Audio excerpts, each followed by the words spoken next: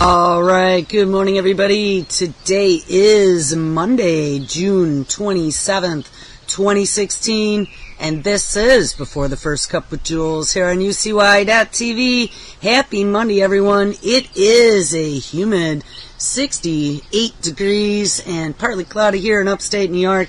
We had some big boomers that came through here last night. Woke me up at like 3 o'clock in the morning, but now we're just suffering the after effects of humidity. So where do we leave off on Friday? We titled the show Gates and Google Sucking You into the Internet of Things. We talked about a lot of crazy stuff the last 5 or 6 weeks, and one of the big things was the Recombatant Agency, as part of the National Institute of Health, approving the very first CRISPRing of humans, being able to genetically modify humans to cure cancer, as part of the University of Pennsylvania's Mad Science Gone Mad department.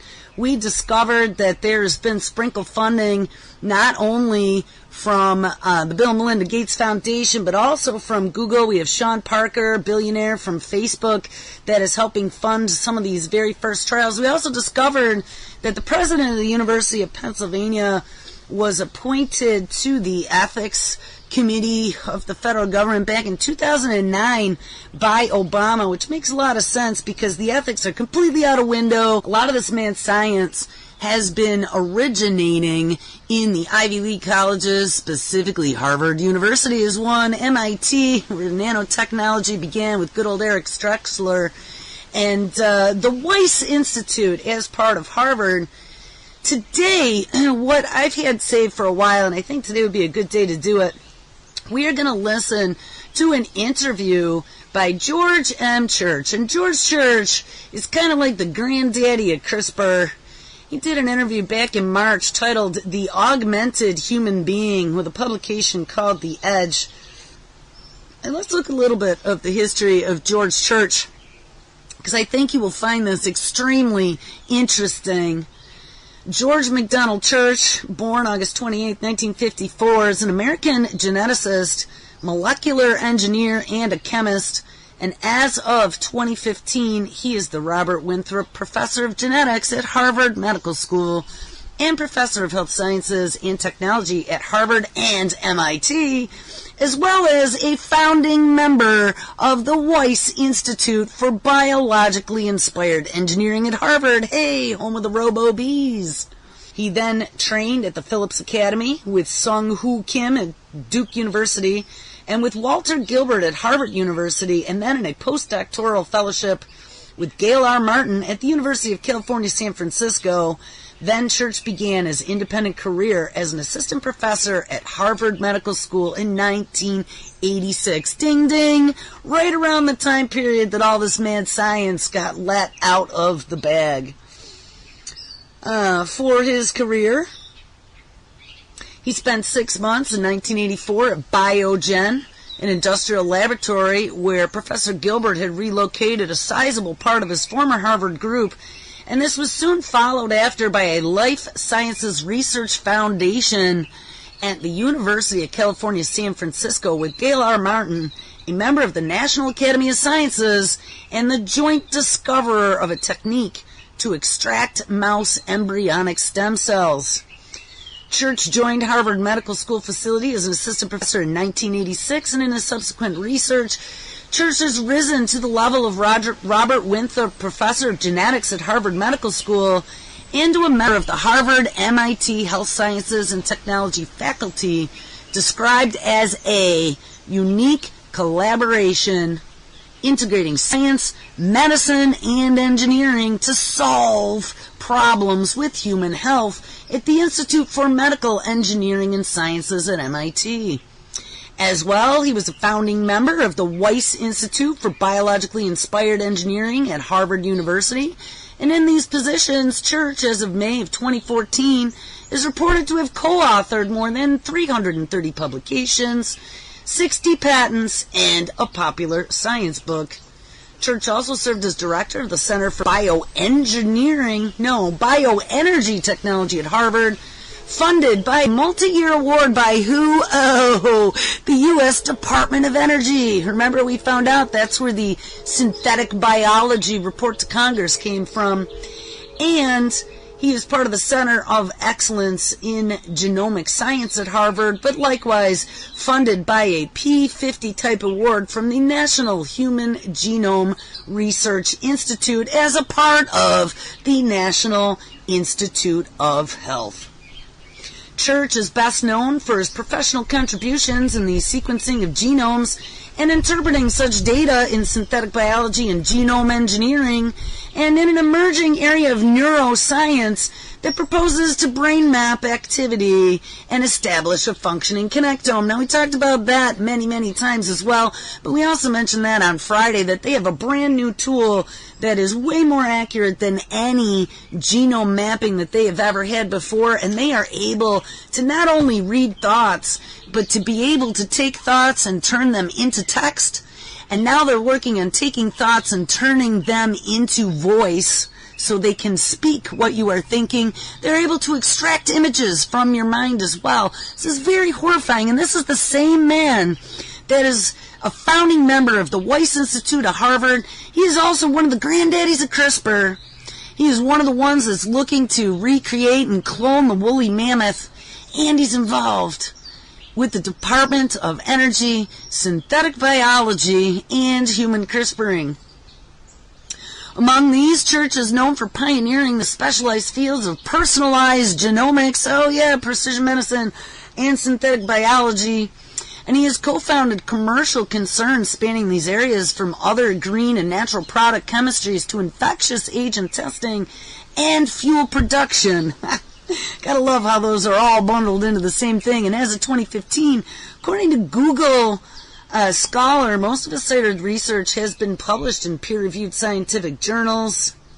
As part of the Brain Initiative, he was part of a team of 6 who in 2012, the scientific commentary proposed a brain map activity, later named the Brain Initiative, which of course has now become a national initiative, is edicted by Obama.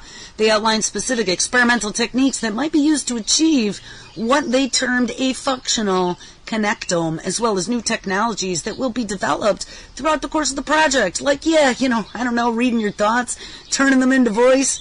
And he's also working on including wireless connectivity to the brain, minimally invasive methods to detect and manipulate neuronal activity, either utilizing microelectronics or synthetic biology. Yeah, this is the type of guy you want to invite over for a weekend party at Bernie's. He's been involved also in woolly mammoth cloning. In March 2015, Church and his genetic research team at Harvard successfully copied woolly mammoth genes into the genome of an Asian elephant. And using CRISPR DNA editing techniques, he and his group spliced genetic segments from a frozen mammoth specimen, including genes from the ears, subcutaneous fat, and hair attributes, into the DNA and skin cells of a modern elephant. And their work has not been subjected to any peer review, however, so don't worry about it.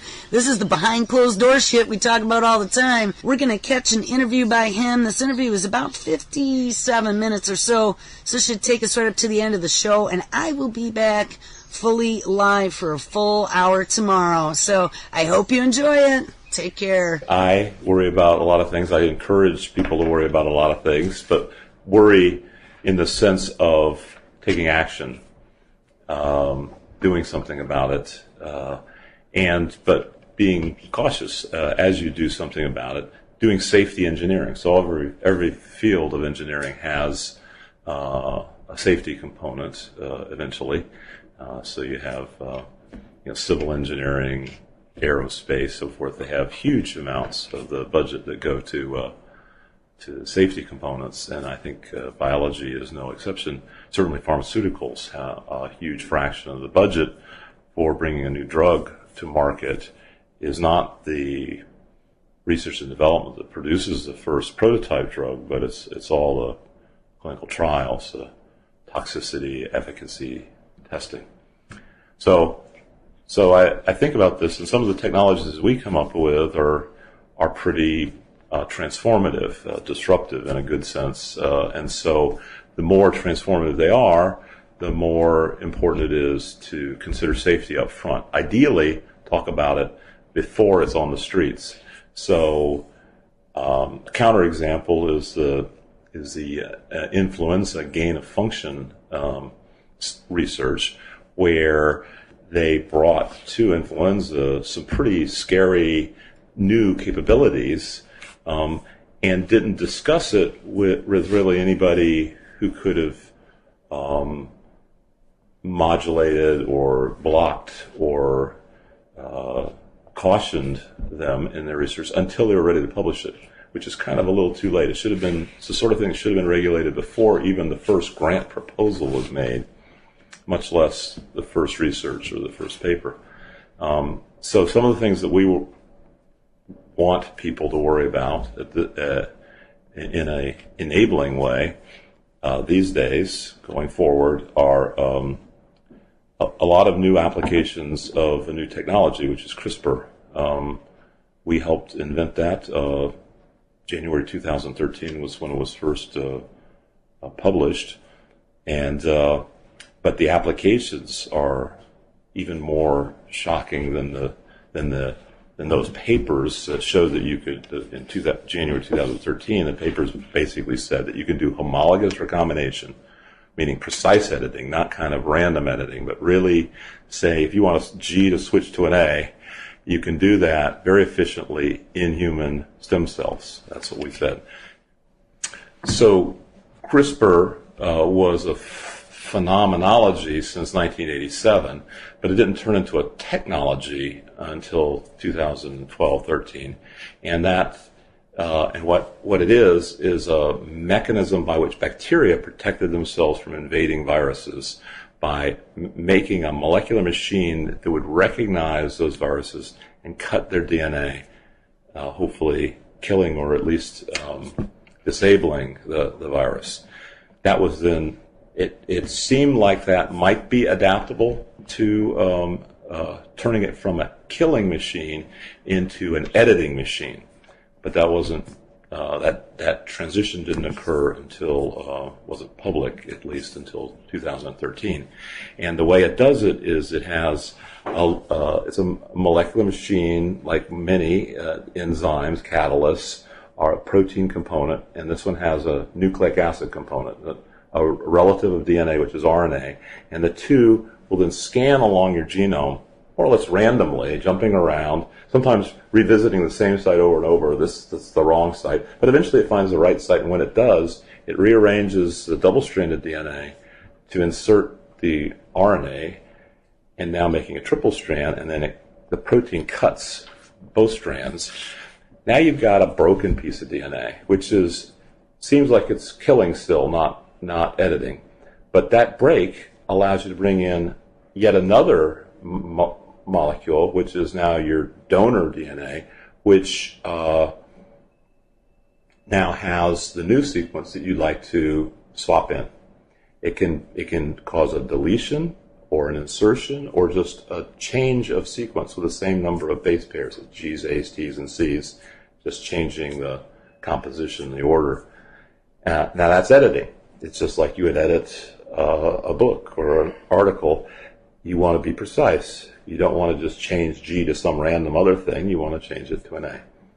And that's the technology that we happened to demonstrate first. We moved it from bacteria into human, a huge jump, and in January 2013. And then many other labs, including ours, applied it to many other organisms. Basically, there's no organism on the planet that I know of that somebody's tried that doesn't work in now, which is not true for every editing method. And this editing method, you could say, is just a little more efficient and a lot cheaper, but that makes it sound like it's an increment.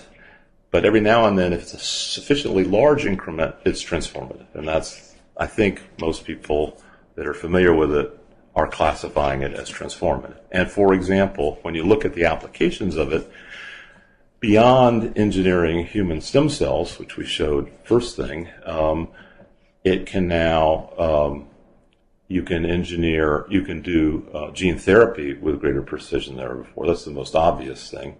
You can, a little less obvious is you can engineer agricultural species in such a way that many governments are now classifying it as not a genetically modified organism. This is a big deal. And it shouldn't be a big deal. It should be a minor bureaucratic footnote. But in fact, whether an organism is genetically modified or not, because of people willfully ignoring scientific studies on safety, they draw this sharp line between genetically modified and not, especially for foods. Even the most ardent anti-GM are still pro-GM if it's life and death, like genetically modified insulin, where you grow human insulin and bacteria. But we'll come back to that.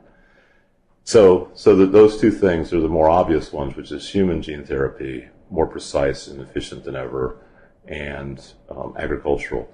And then becoming less obvious, since fewer groups working on it, very few, is gene drives, which can be used to eliminate any vector-borne disease, malaria, dengue, Lyme disease, as well as invasive species like rodents that are killing off precious endangered species on hundreds of islands worldwide and mainlands. So that's gene drives. And then transplantation, going from pigs to humans, is a million people in need of transplants. It's not limited by just incompatibility between people. It's just there are just not enough people. Even if we were all compatible, there are not enough donors. And so pigs offered that possibility, but there were two problems. One is with the immune incompatibility, and the other is they had endogenous viruses. And so we've used CRISPR to solve both of those problems. And then there's ecosystem manipulation. In addition to gene drives, you can address the isolation of species elements, the territories shrinking, getting divided by roads and other human artifacts, farms, and so forth. So that now they become inbred, and when they become inbred, they become less robust, less fertile, and that's because and that can be found by another revolution that we've been involved in, which is next generation sequencing, or reading the genome. And you can now insert, using CRISPR, the proper, more fertile and more robust version of the genes, or generate greater diversity. Now, some of that diversity you can bring in not only from adjacent populations that are separated by man-made structures, but also diversity that are separated in time. So you can bring in DNA from the ancient, extinct versions of these animals, near relatives, because this amazing next-generation sequencing is so inexpensive and powerful that we can reach back up to 700,000 years into the past and get accurate sequences of long extinct species, but with potentially very valuable lessons for modern ecosystems. Right, so new technologies do change our perception of ourselves. It used to be new discoveries, and it still is. It's integrating. If you have a new technology like a telescope, it can cause a discovery about where our planet sits in the universe, whether it's at the center or not. But you can have a theory. You can and more frequently in the present, we have new technologies. And sometimes people ask me, why is everybody so worked up about applying CRISPR to the germline of humans? They're not worked up particularly about applying it to the germline of animals. We just got approval for genetically modified salmon. and plants have been genetically modified for many years now, even though some people will eat it and some people won't. The fact is it's a multi-billion-dollar business. So why are humans special? Well, you could say, well, we have a very special system, the Food and Drug Administration, in multiple countries that regulate, that make sure that every new medical technology, whether it's a medical device or a pharmaceutical, has to be safe and effective. So it does you no good to have a drug that's safe but does nothing, and nor having one that's very effective but kills people. So we have that in place. So again, what is it that makes germline manipulation of humans special? And I think it's what you were just getting at. Our perception of ourselves is if we feel that we can change any aspect of ourselves, where do you begin and where do you stop? And who sets those rules? When you're in a more primitive phase of the technology, you don't have to ask that question because it seems so far off, and we can only make minor changes. We can, little nip and tuck, cure, a few vaccines. It doesn't fundamentally change human nature. But if you ever did get a tool where you could fundamentally change human nature to anything you wanted, any hybrid with any animal properties that you like, hybridization with your inorganic machines that's more intimate than it is now, that's changes our view of ourselves. And I guess that's why people consider that they not only want more caution than ever before, which I would concur, they want maybe so much caution that it can never happen. And there are many technologies that get banned at one point or another. It's not unusual. I mean, railroads were banned because trains were colliding with one another, sometimes in the middle of towns. There was a hue and cry about in vitro fertilization. It was pejoratively labeled test tube babies, some kind of scare quotes around test tube babies as if that was intrinsically yucky and unacceptable. But then the instant in 1978, when Elizabeth Brown was born as a beautiful, healthy baby, the first real attempt brought to term, and suddenly it looked like it was 100% successful. And within a few years, there were millions of, there are now, I think, been over 5 million test tube babies. And then for a while, it was kind of quiet between 78 and now. It came up with recombinant DNA, that maybe recombinant DNA plus test tube babies would be a big thing, but it still seemed very far off, like it could be centuries off. And what happens sometimes is there are delays in technology, like where's my, jetpack or my flying car, and other times it comes faster than we think. So next generation sequencing should have taken, if you drew, lines of, trend lines, if it went like the way computers go, which is pretty fast, it should have taken a little less than a century to arrive, and instead it took a little less than a decade. Same thing with CRISPR as a way of doing genome engineering. It came out of nowhere. I mean, there was no CRISPR technology in beginning of 2013, and 3 years later, it's everywhere. It's all over the place, and it's quite plausible that we can do genome engineering. So the reason that some of these technologies arrive so far ahead of expectations is a mixture of, obsessive pursuit by engineers and serendipity. And these are, and I think with next generation sequencing, a little of each, where my group has been involved in almost every different way of doing next-gen sequencing, ranging from nanopore sequencing to fluorescence sequencing to electronic sequencing like ion torrent.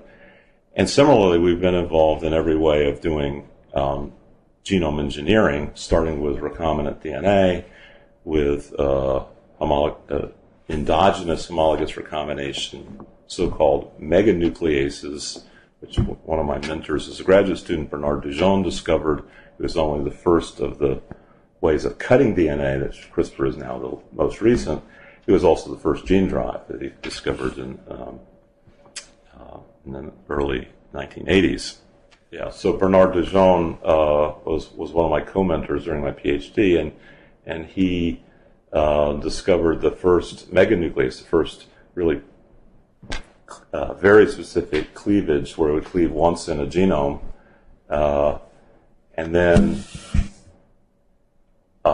after that, zinc fingers. We were involved in the zinc fingers with Aaron Klug. Started a little company called Gendac, which later became part of Sangamo, and then tau proteins were even easier to program than meganucleases or zinc fingers.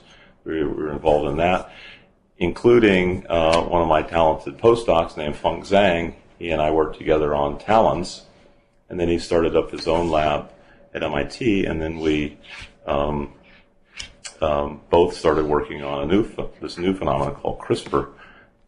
It had been in the literature since the 1987, but it was only starting to dawn on groups, mainly biochemists like Jennifer Doudna and Emmanuel Charpentier, how you would go about harnessing this as a technology. There were a number of people before Jennifer, Emmanuel, Feng, and my own labs that had established that it was important in resisting viruses and bacteria, but turning it into a technology of gene editing, I think, was non-obvious, and in fact had a good chance of failure. For example, we had been trying to adapt another genome editing, genome engineering strategy, which we called MAGE, so other people called recombinering. But that really still, after decades of work, only works in E. coli, or only works well in E. coli. And we have not been able to transfer it to other organisms. CRISPR, on the other hand, serendipitously works in every organism without major modifications, just tweaking how the component molecules are produced. Anyway, so Feng Zhang and one of my graduate students, Le Kong, published a paper. Le was the first author in January 2013, side by side with the one that I did with first authors Prashant Male, who's now at UCSD, and Luhan Yang, who's one of the key players in the xenotransplantation work of applying CRISPR to getting organs from pigs. And then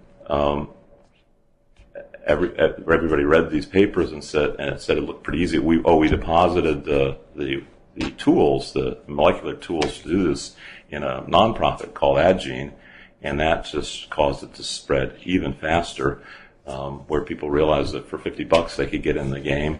And it was really, of all the technologies that I've helped develop, this was probably the easiest one for people to adopt. Next-gen sequencing, you had a big $1 million machine, even in the very early days, to practice it. This, you just needed whatever you already had, plus this little plasmids you get from this nonprofit Adgene. And then it just spread, and the rest is sort of history. Yeah, so getting back to why people should worry about it. I think there's these very powerful applications, which is like somatic gene therapy in adults, which people should be worried about. So gene therapy in adults, there's now 2,000 gene therapies where you'll take a little piece of engineered DNA, put it inside of a viral coat, so all the viral genes are gone, and you put in, say, a human gene. Or you can have non-viral delivery, but the important thing is you're delivering it either inside of a human, or you're taking cells out of the human and putting the DNA in and then putting them back in. But you can do very powerful things like curing inherited diseases, curing infectious diseases. For example, you can edit out the receptor for the HIV virus and cure AIDS patients. And in a way that's not dependent on vaccines and multi-drug resistance, which has plagued the HIV/AIDS story from the very beginning. So you're basically making a human being which is now altered, augmented in a certain sense, so that unlike most humans, they are resistant to this major plague of mankind, which is HIV/AIDS. So there are now people walking around who are genetically modified.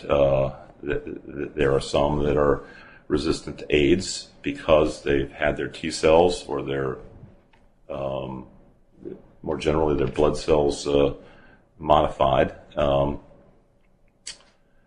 There are children that have been cured of blindness by gene therapy. None of this is CRISPR, but it's in the same vein. CRISPR is overtaking it very quickly, and it's, in a sense, drafting behind all the really beautiful work that's been done with delivery of DNA, delivery of genetic components to patients. But there are 2,000 gene therapies of various sorts in clinical trials in phase 1, 2, and 3. Typically, phase 1 is about toxicity, phase 2 is about efficacy, and phase 3 is when you really say, is it ready for market?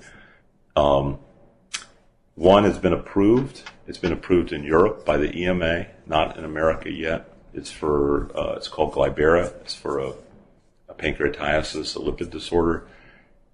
It is the most expensive drug in history. It's over $1 million per dose. In principle, it could be one dose per lifetime. So it's comparable to orphan drugs, which are rare disease treatments. But it's and we can hope that we can bring down the cost either by going for larger markets. So some of the diseases that are aimed at are not rare diseases, but they're more common ones. These infectious diseases. No, typically, the Orphan Drug Act is a way of encouraging the industry to go after these very rare diseases by permitting them to charge the correct amounts to compensate for the drug development costs and profit, and get reimbursed for it. So now there are handfuls of orphan drugs, and in fact, I think at this point, even though these are very, very rare, I mean, some of these diseases are 1 in 1,000, 1 in 10,000, 1 in 100,000. They're very rare.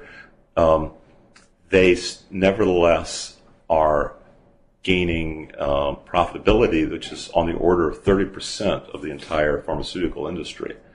So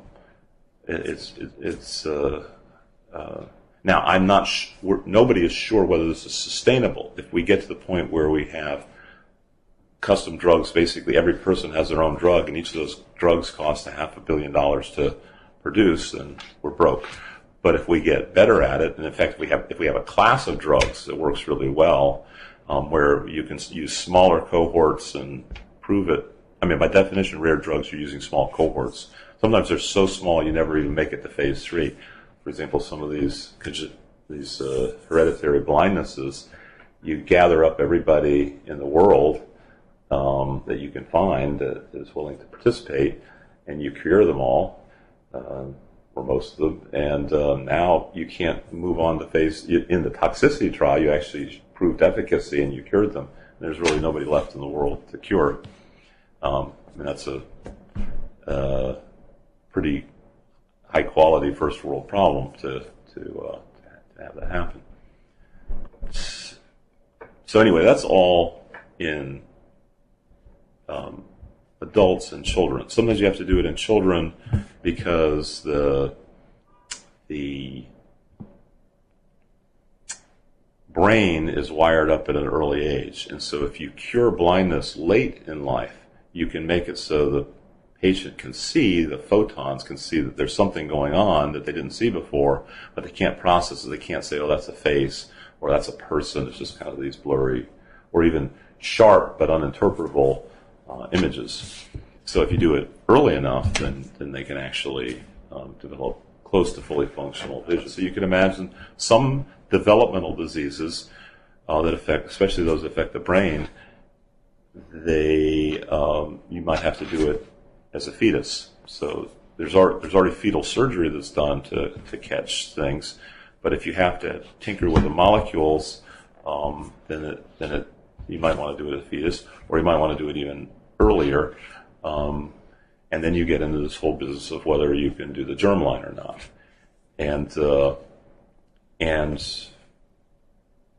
society doesn't know where to draw the line. Is the line drawn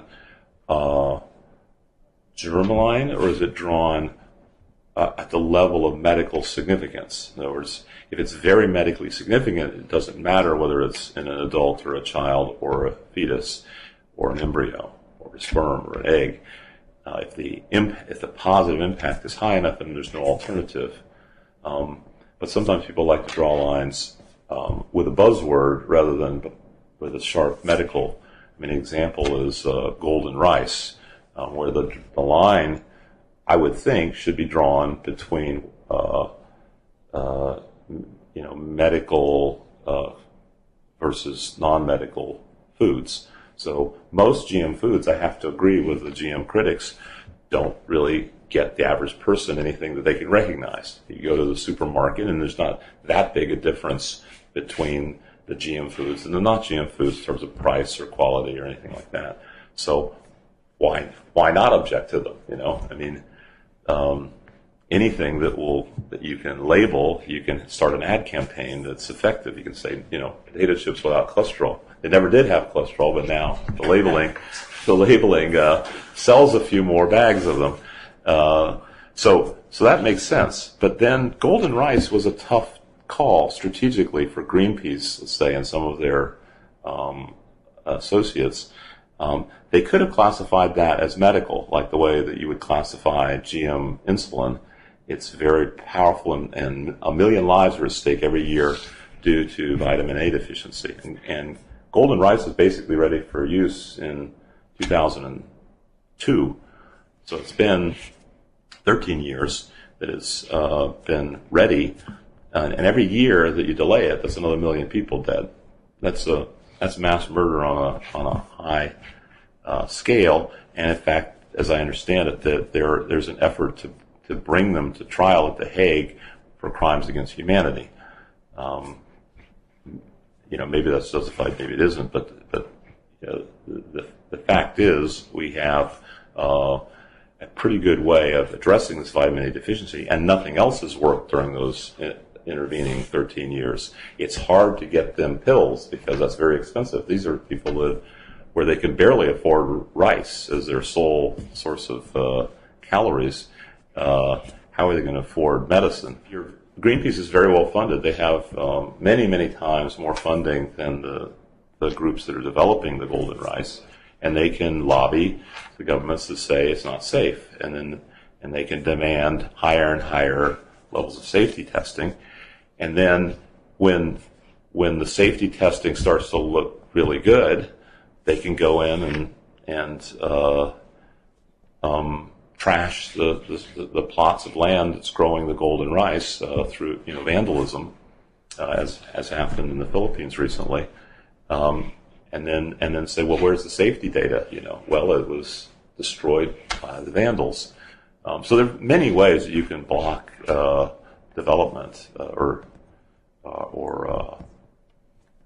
approval of something that's quite clearly safe.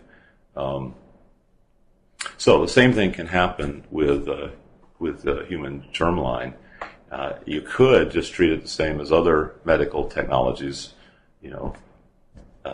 artificial limbs, new pharmaceuticals, and so forth. They have to be shown to be safe and effective. Or you could draw a line saying, if it has the word germline modification in it, then no matter how safe it is, we're going to take a less safe method or nothing, rather than have this scare word involved. And I think, I think that once it's proven to be safe and effective, it will be like in vitro fertilization. It will be very difficult to deprive people of a technology that's going to help their children. Now, in all fairness, there has to be no alternative, or typically in medicine, it's not relative to nothing; it's relative to various other technologies. And in the case of genome editing or gene therapy more broadly, the challenge is the alternatives are things like genetic counseling. So the parallel revolution of next generation sequencing provides an alternative for next generation genome editing in this case, because as the price has plummeted from $3 billion to now less than $1,000, complete with interpretation and genetic counseling, you can stop many of these diseases way before you need $1 million gene therapy. So you can prioritize who you're going to date. If you have a particular very hazardous or deleterious carrier status, let's say you have Tay-Sachs carrier status, it's a very it's a disease that when you have two copies, one from each parent, the child is very disabled and usually dies a painful death shortly after birth. It's something that most families that know that they're at risk try to avoid. But there are many, many people who don't know they're at risk until they get the first child. And so the solution is for everybody to know their genome and to not use it as a way of wasting money on hypochondria, but of seeing if there's something very well characterized in medicine, something that's highly predictive and actionable by deciding who you're going to date and then marry, or it can be done later with slightly more medical and psychosocial inconvenience at the stage of prenatal testing, including a revolution that's coming in part because of next generation sequencing called non-invasive prenatal testing, where you can test the fetus's genes by getting a little bit of blood from the mother. So the cost of gene therapy, of genetic counseling is about $1,000, which can save you $1 million later for either orphan drugs or gene therapy. Now, all these prices will drop, but the point is that at current costs, and not only that, many of these are not. There's not a developed gene therapy that's been approved, or an orphan drug, and the anxiety of hunting down and figuring out what the genetic problem is after you've already got symptoms in a child like developmental delay is not worth it, even if the prices were identical. So anyway, so I think that you need to temper the enthusiasm and concern for these new technologies with the alternative technologies, for example, genetic counseling. Oh, I forgot to mention aging reversal. This is a big project both in my lab and in one of our startup companies. This is not about wellness or drugs that affect diseases of aging, which are effects rather than causes. It's trying to get at the causes of aging and reverse them. And there's a fair number of precedents for this in animals, but the idea is to get it transferred into humans. Reversal of aging, some examples of this are if you take blood from a young mouse and exchange it with an old mouse, the small molecules, macromolecules, and cells in the blood result in a variety of biomarkers of aging being reversed. So you can affect the vasculature, the blood vessels, the nerves, the skeletal and cardiac muscles,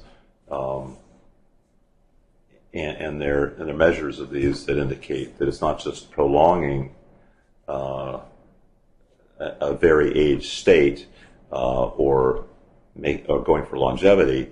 You're actually reversing it, and this is a much better target in any case than prolonging longevity, because It takes years to decades to even prove that you've extended longevity, and also if you've done it on somebody that's quite old, then the economic consequences are dire. I mean, that's the part of your life where you spend huge amounts on medicine and don't improve the quality of life tremendously. So if you can reverse it to an age where you essentially don't use any medicine, this is much more. This will be much more cost effective. It's the whole point. The reason that an academic would help start so many companies is it is a way of accelerating the pace at which technology is transferred from an idea to an experiment that might get published in a paper that has no impact on society other than scientists that read it, from a paper to a company, from a company to the market. So, for example, the next generation of sequencing technology, and I think quite a few of them now, are starting to have impact in things like non-invasive prenatal testing. Some have said that this is the fastest growing medical diagnostic in history. It's gone from basically non-existent 3 or 4 years ago to now millions of women that have been tested mainly for trisomies, so things that can cause fetal wastage or severe medical problems later in life. One of the issues with the transition from academic work to corporate work that's needed to get it into have an impact on society are questions about scale and secrecy. Now, some of the practices in academia and small startups and even large companies are aligned. So some of them are motivated to publish in the same journals, sometimes side by side, because a good, high-quality, peer-reviewed article is a magnet for attracting some of the best scientists to come join you. If you do everything in total secrecy, the very best science, I mean, you can always hire somebody, but the very best scientists don't know you exist. They don't really care deeply.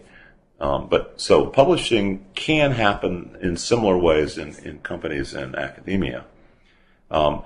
Another aspect of secrecy is without patents, there would be a lot more secrecy than there is. But patent system is a way of tantalizing and encouraging companies to put their ideas and their inventions in the public domain. They give them a limited monopoly for 20-some years, but only if they describe in enough detail that it is considered enabling. Enabling technologies, when they're patented, everybody can then build on top of them. Some people claim that there still will be trade secrets, but not nearly as much, because if you keep it secret and somebody else patents it, then they win, because your secrets are no longer valuable to you because they can sue you for infringing their patent. Even if you did it first, now worldwide it's first to file, not first to invent. The fact that you've been keeping a secret all this time does you no good anymore in the United States, and that's a fairly recent development. So you really have to file it, and that was kind of the whole point. Some people say that patents, are evil somehow, but the alternative is worse, which is trade secrets, which is what would be rampant otherwise. And also, the patents don't stop people from inventing. To some extent, they help us to invent, because we can look at the patent, oh, that's how they did it. And you can build on top of it, stand on the shoulders of giants. The only thing it prevents you from doing is doing the same thing that somebody else did and then making money without giving them a cut. That's what's banned. And so some people say, well, why would I want to invent on top of somebody else's technology? Because I'm just going to have to give it all to them. Well, sometimes you don't have to give it all to them. You can cross-license. You can make a deal where they give you something, you give them something, or where you're both enabled.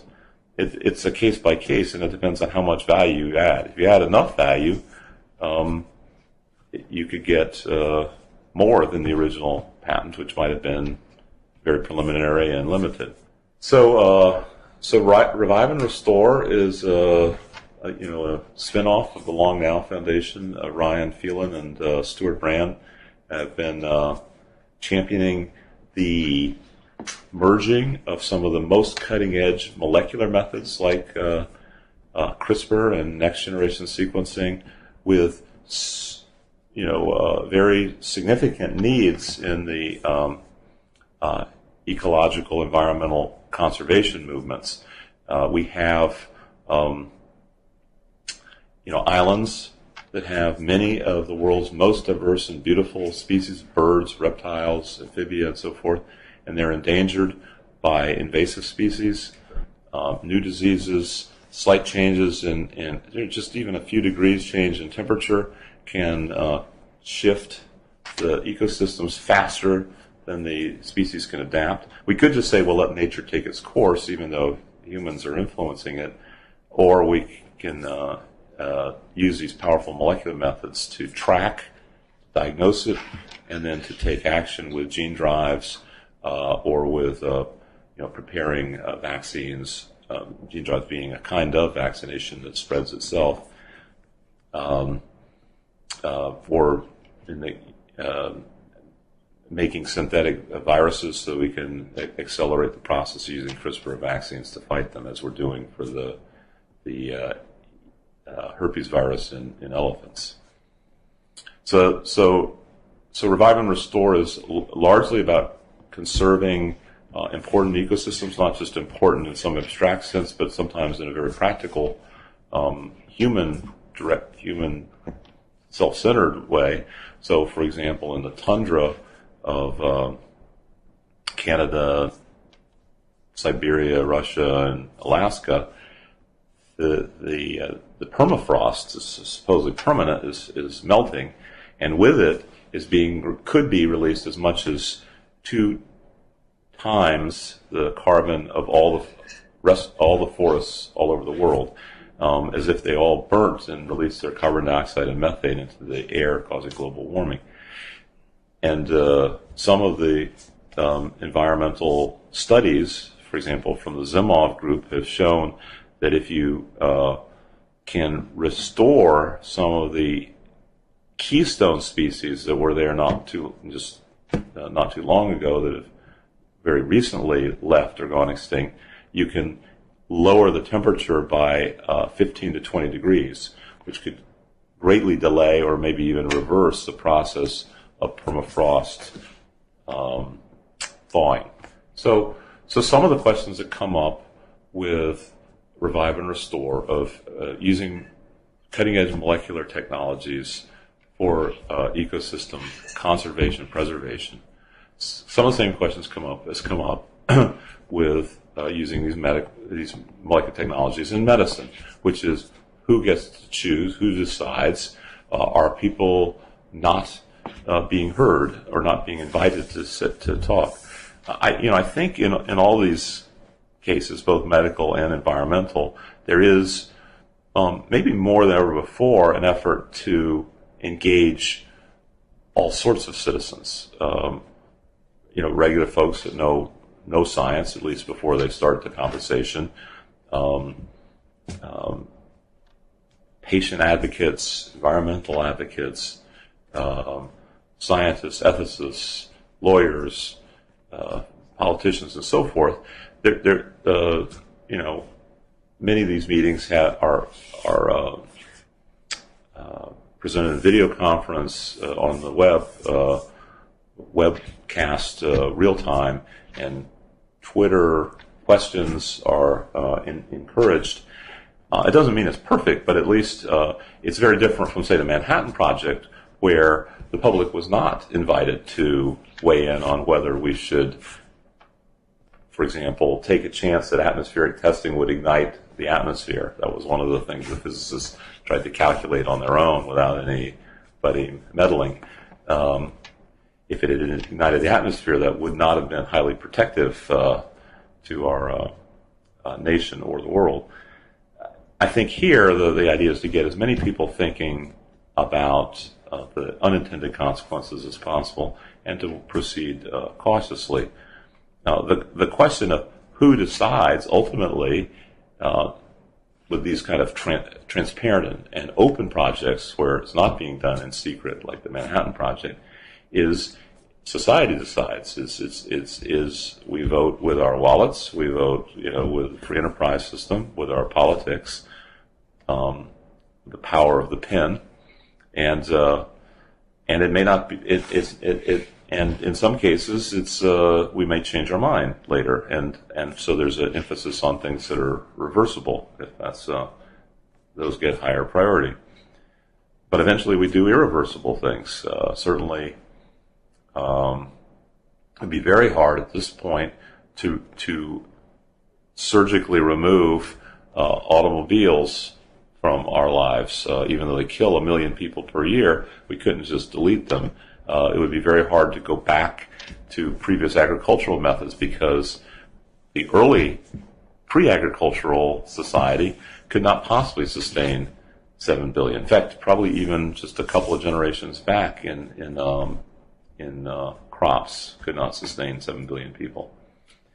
So who decides whether a particular species come back? It could be, does it help human beings? It's a very species chauvinistic way of looking at it, but hopefully it will involve many countries making this decision, maybe at the United Nations level. Certainly with gene drives, where you're unlike vaccines, where you have medical professionals going door to door, essentially village to village. Gene drives, the mosquitoes do it themselves, and you could spread throughout sub-Saharan Africa. They don't respect borders or wars or any other things that would hold back medical professionals. So you probably want to get the buy-in of all the nations, not just the ones that are most desperately in need of the gene drives to eliminate malaria. Well, it's a extraordinarily exciting time for scientists, in particular those involved in reading and writing genomes, but it should be an exciting time for everybody, and also a scary time for scientists and everybody, where an increasing number of decisions of politicians, CEOs, and regular citizens depend on some technical nuance and expertise.